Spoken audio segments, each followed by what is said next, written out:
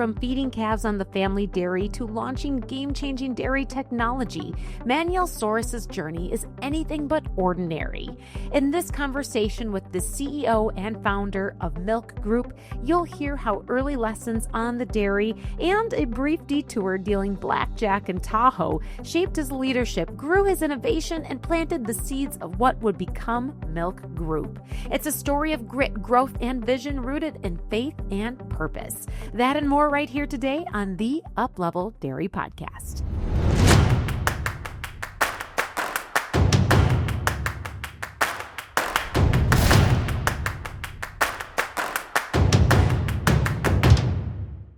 This episode is brought to you by Milc Group. Milc Group is a dairy software company that brings real-time actionable data to dairy farms around the world. They are dedicated to revolutionizing the dairy industry with their user-friendly cloud-based software. One by Milc Group is the all-in-one app that brings together all important aspects of your dairy in one place. With products such as feed and animal management software, people training, dairy facility monitoring, and scale management, Milc Group is committed to providing producers with the tools they need to succeed. So, Manuel, I'm going to start with this. I've been looking forward to this interview for a really long time. Yeah, thank you. I appreciate that. Me too. Yeah, well, but here's the thing you didn't know is that I've been looking forward to it since before we scheduled it. Oh. Because you were on my list of people I wanted to sit down with someday and hear their story about the companies they're building, why they started doing it, and what their vision is for how they'll continue to position dairy producers to be successful in the future. So you've been on my list. Today's the day. I'm all right. Thank you. But really, so this is the first time that you and I get to sit down and have this conversation one-on-one. Yeah. But I know that you have a long history in the dairy business. So how did you get your start in dairy to begin with? Well, my grandparents immigrated here to the United States and were in the dairy industry. So I grew up in it as kids. You know, most of us who are still in it grew up in it typically. My grandparents had a dairy down by Disneyland, then moved up in Northern California in Merced in 1965. And so growing up as a kid, right, we're the labor on family farms, right? So, which is great because you get to learn a lot of responsibility pretty early and you do all the things that you shouldn't have done when you're a kid, right? And you learn quicker, I guess. It's been in my blood, as they say. Okay, so I have to ask you this. I always find it really interesting that the things that people gravitated towards doing as children often become the things that they somehow find their way back to as adults.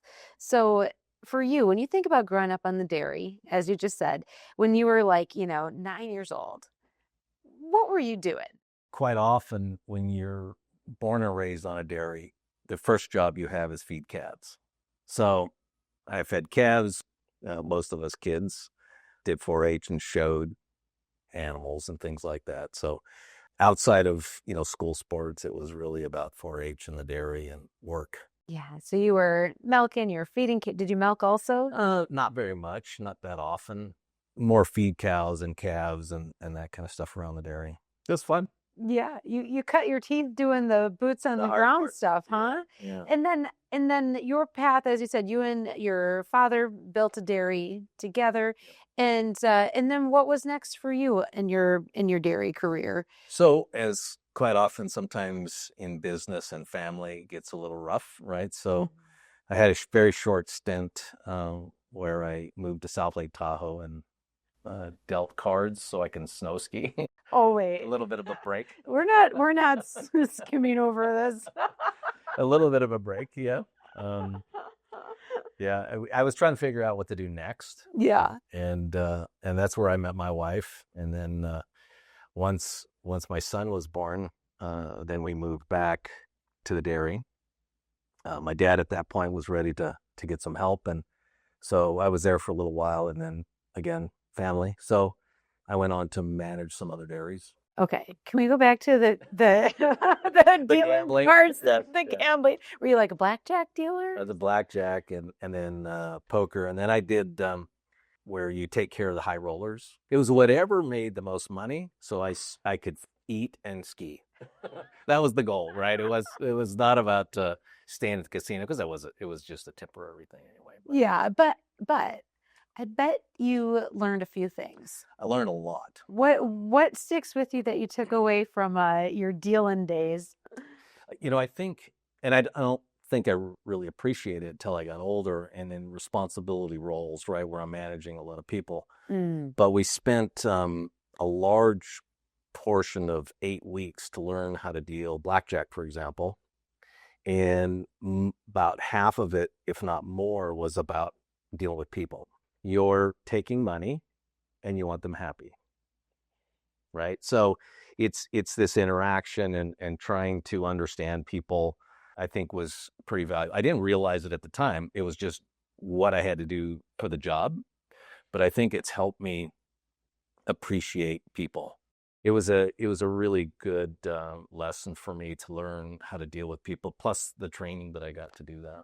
Wow. And you had no idea at the time what that was actually teaching you. Right. It was customer service. It was people management. Yeah. Did you learn how to read people pretty well too? I think so, because that's one of the talents, I think, that help me quite a bit in Milc Group is identifying, really good human beings and making them accountable, but yet empowering them, and all those things that you do with trying to be a good leader. And I think that helped a lot. I think understanding the different personalities that I would have to work with, and then through time, as you mature, right, you get past your cockiness as a young male, right, and all those things that we have to learn, be humbled. But I think drawing back, it's just like the responsibilities as a kid.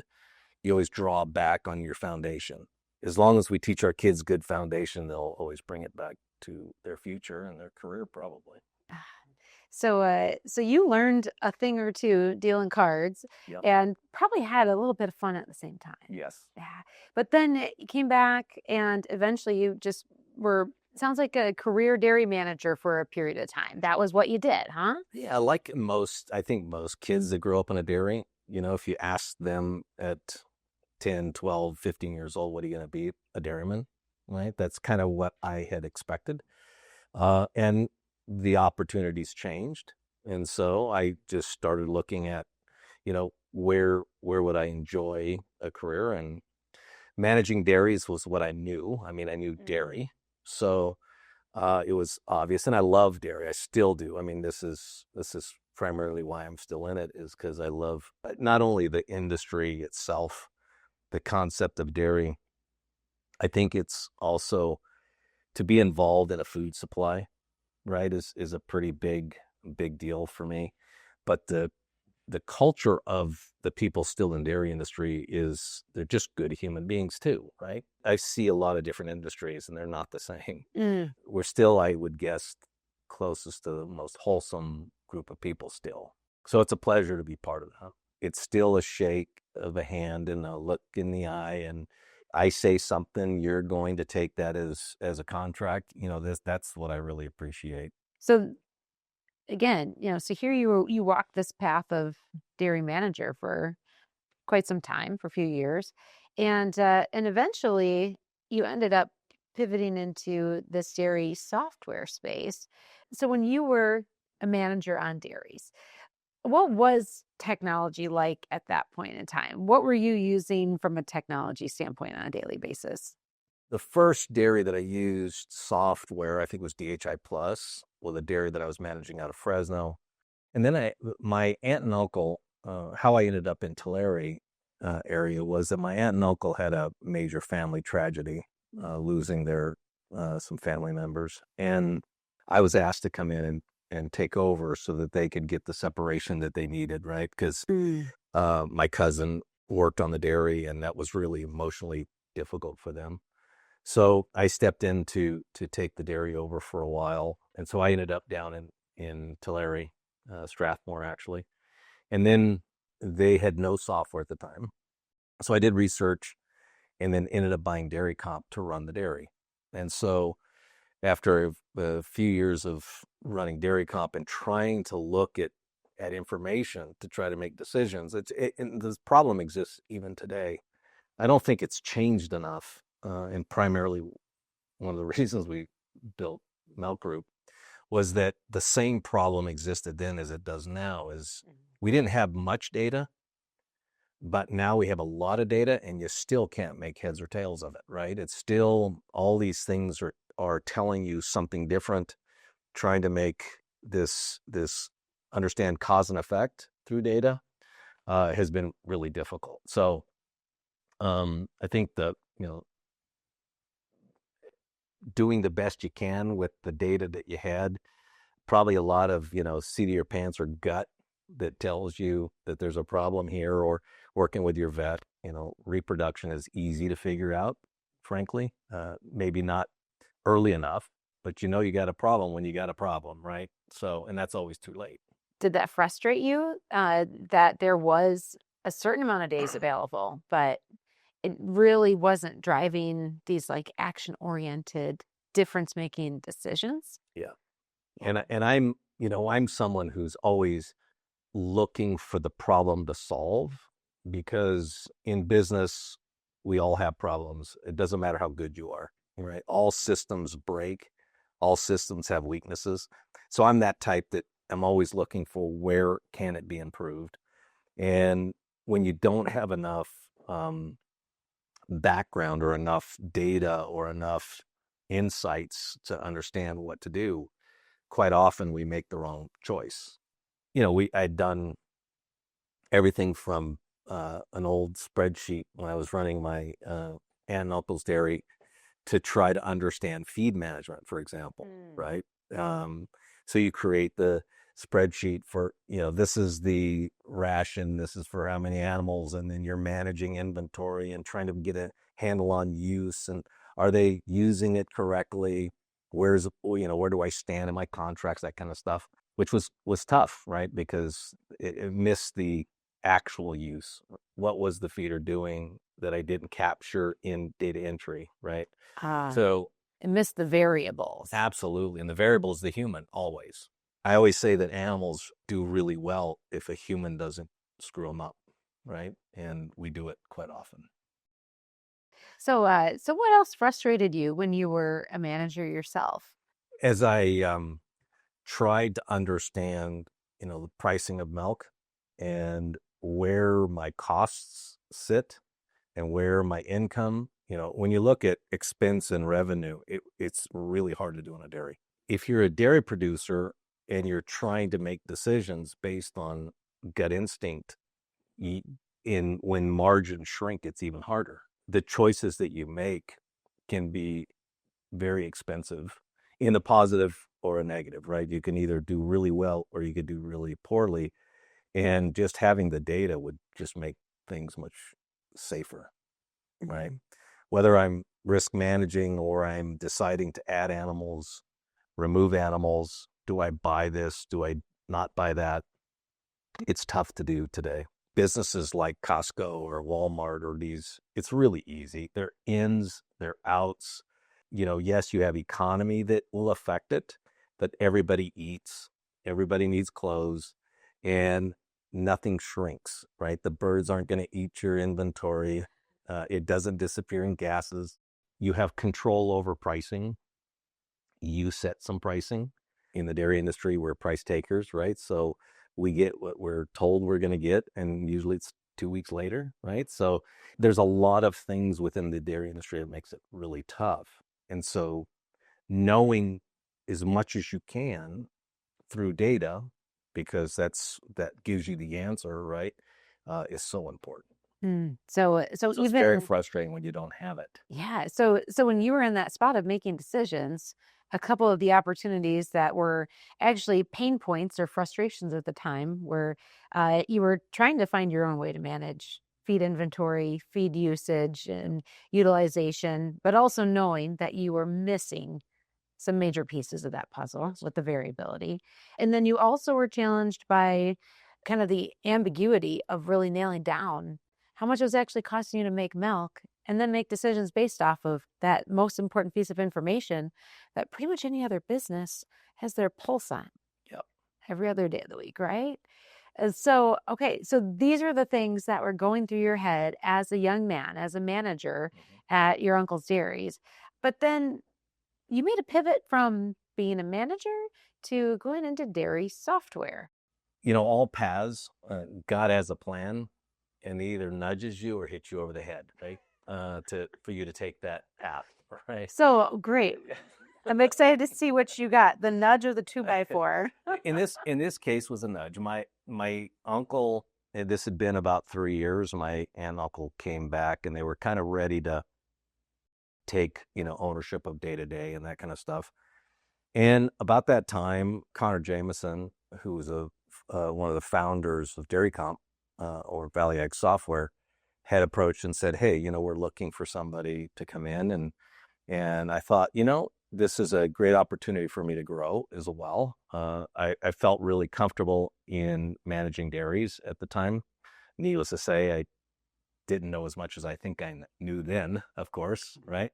And I took the role, and part of it was because I really wanted to develop feed software. So as a manager, I thought there's a better way to do this, and we really need to focus on looking at feed because it's 50 to 70% of our cost, right? And was at the time completely unmanaged.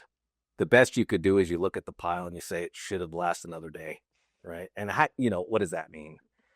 And what is the feeder error? And what are contracts? Where am I? So one of the things that I had started with at Valley Ag was to help build a feed software called EasyFeed. There was another guy who had started this process going down this path named Nick Versteeg, and so we teamed up with him to go create EasyFeed and tie it to the actual mixer, so the weight's coming from it going into a little computer, right? So I think in 94, 95 we sold our first one and installed it, and yeah, so that was part of frustration, right? You coming out of a dairy trying to understand some of these costs, and it was a big deal, and understanding it, so kind of drove a little bit of that. So when you were involved in developing EasyFeed, was there ever a moment where you looked at what you were doing and said, wow, this could really be these could be some game changers. Like what we're doing right now could have a pretty big impact when it comes to having some more precise information. Yeah, not just that. I think it was also the opportunity. I was, I was very blessed to spend the years at Valley Ag with, brilliant people like Steve Eicher and Connor Jameson and someone who became my mentor, Dr. Steve Stewart, and being exposed to the intellect, right? And being able to build off of them. And so it wasn't just, hey, maybe I can help solve that, but what other things that I did not understand maybe as a young manager could I really, bring together to try to answer some questions. And there was a conversation I had with, and I can't credit anybody because I can't remember who it was, that told me that if I really wanted to be good at dairy, that I had to go read some books on manufacturing. And that's what I did pretty early. Started to learn a little bit about manufacturing, and because there's been tons of research and work and on the efficiencies of manufacturing car parts or whatever, right? Because it's such a high moving business. And so I think part of that really led into me kind of sucking up whatever information that I could gather from hanging out with smart people. Was there a particular book that stands out to you? There was one on store, and I can't remember you just asked me, and I went blank, and I can't remember the name of the book, but it's a story about how this manufacturing company is going broke. And so they hire this person to fix it. And he realizes, I'm taking on something that's dying. How do I fix it? And so he starts to look at other successful businesses and starts doing research, and it all boils down, and it is our own business as well, a dairy, or creating technology. It's what is the bottlenecks, right? And it's all about removing bottlenecks, and it was pretty powerful. Unfortunately, I can't remember the name of the book. The dairy itself is a bunch of processes, And all of those have the same problem as any manufacturing, and that is time. Because speed in which you make decisions, speed in which you get to a better production, speed in which you get cows pregnant. I mean, everything is about speed, and that's true for dairy or milk group, right? Speed is always a big deal. And manufacturing only cares about speed. It is quality.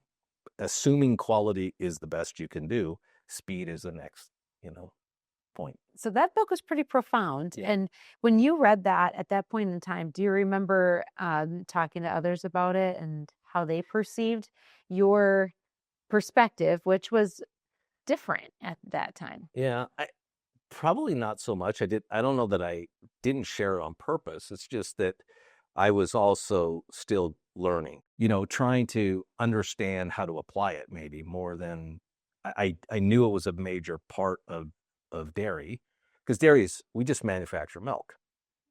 Or today we manufacture beef, right? So it's still manufacturing. And the same rules of manufacturing apply to dairy. We just don't understand that because we haven't thought about it that way.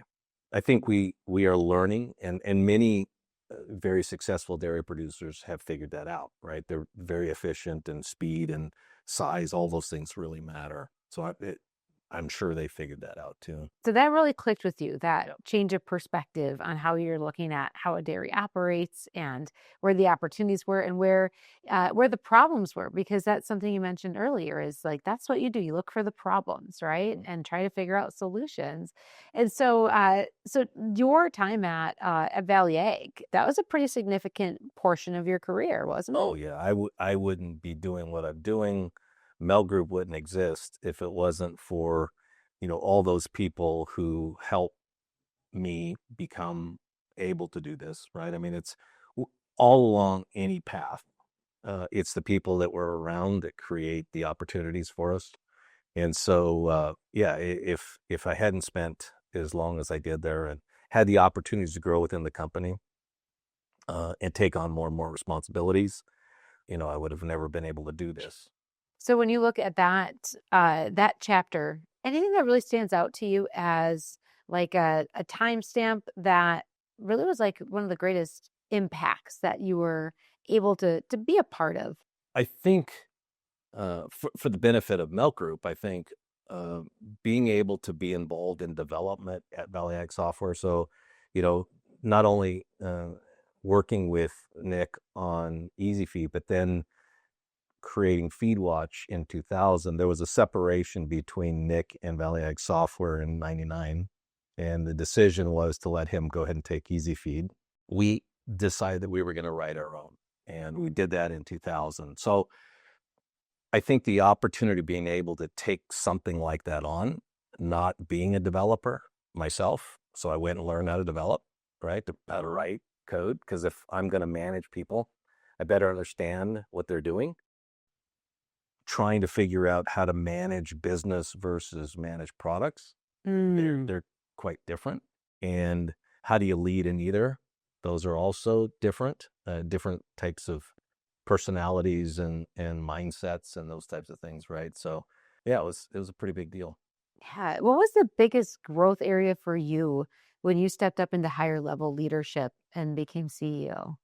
Especially in Valley Ag Software, when I started there, it was a very small company. There was one other individual outside of Connor Jameson, who was a practicing vet at the time. It was me and a guy named William Avila, who we did the sales, we did the support, we did everything, right? And then when I left, there was 72 employees in 40 countries. That's not me. That's just all of us working together to build the company. And so a lot had changed by the time I became CEO. You have different challenges of, what can you change that is really built into the culture that may be good or bad that you're trying to modify or improve. So a lot of challenges. I think the hardest part and part of the reason that it was time for me to go is I thought that the industry needed something much different than what we had. I just thought that the industry to succeed in the future really needs the tools to make really good decisions quickly. So you saw that. You saw problems. Yep. And saw an opportunity. Yep. And now let's put this into perspective. So when you went on your own and started Milc Group, like, I mean, I'm not gonna call you old, Manuel, but I mean, I am a little old. But like you could have you're almost probably at a stage where in life where you could have just said, you know what, I'll just be a consultant for a few years. I'll just go, hanging out on the beach in San Luis Obispo and call I'm it not good. really built that way. But it was also the real reason I'm here is my partner. I met Matt, who is my partner at Milc Group, about the same time I was getting ready to leave LAX Software. Again, God has a whole design and going to nudge you where need to be, right? And so we met, and we saw the industry the same. He happened to be a investor in a technology that was looking at could his technology and Valley Ag commingle somehow. And so we met under that discussion, and right away, I mean, it's strange because I grew up in managed dairies in his neighborhood. No way.